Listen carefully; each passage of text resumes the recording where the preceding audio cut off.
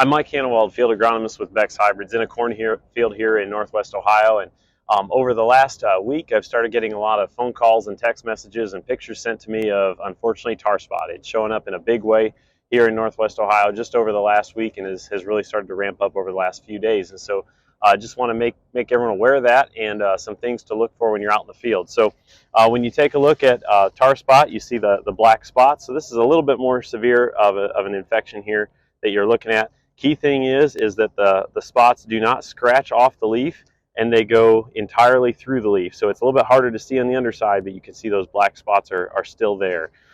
So that's what we're looking for. It may not be quite that thick, and if you take a look, you can see some of these black spots that are there that are just getting started here. The black powdery stuff that you see on the surface of the leaf, that's just spent pollen that is decaying. So that's nothing to be concerned about, but it's these black spots that you start to see forming on the leaves. The other thing I'm seeing out here as we look is seeing a lot of gray leaf spot starting to get established. And so that's this brown colored lesion, despite the name, but that's gray leaf spot, stays between the veins with the dark brown ring around it. And seeing gray leaf spot, and we've seen in the past that the combination of tar spot and gray leaf spot is not a good combination to have. They seem to have an interaction with each other, and so when we see that combination, it's something we want to really be cautious about. So if you have not yet sprayed fungicide on your corn, you want to evaluate the growth stage of the corn. So I have 2 ears that I pulled here.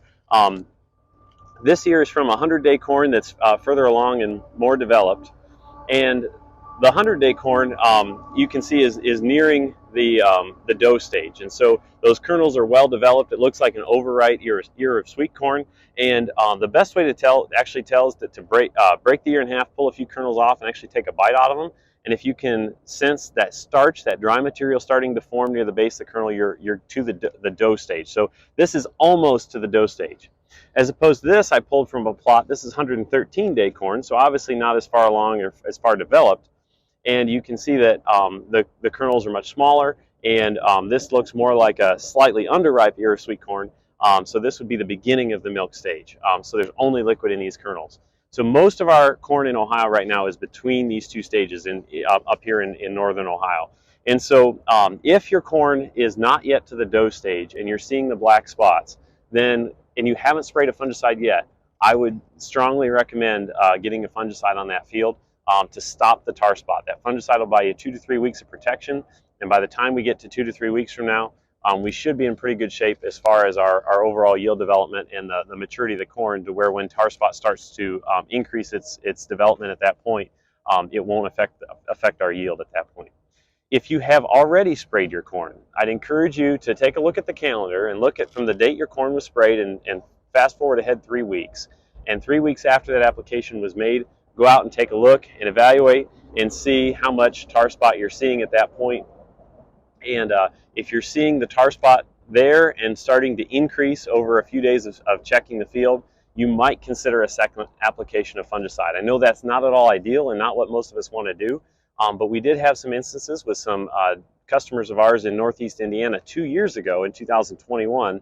They had an infection of tar spot, and the second application of fungicide actually paid them back in a higher yield increase than what their first application of fungicide did, because the tar spot was severe enough. So not necessarily something that everyone's going to have to do, but I'd encourage you to at least check it, because tar spot can, when it infects prior to the dough stage, it can be fairly serious as far as its impact on the crop. If you come out to your corn and you're nearing the dough stage or at the dough stage and you don't have any black spots yet, you're in good shape. Any tar spot infection that happens after that is going to have minimal to no impact on yield. So keep that in mind as well. Last thing I want to comment is just a quick note on soybeans. I'm starting to see some sudden death syndrome out in soybeans, particularly in the earlier planted soybeans planted in April. We had cool, wet conditions after those beans were planted, and that's prime for the infection of sudden death. And so that's starting to show up. That's the green veins with yellow and brown lesions in between the veins on the leaves. The way to know for sure that it is sudden death syndrome is to split the stem open, and you look at the cortex, which is the outer edge of the stem.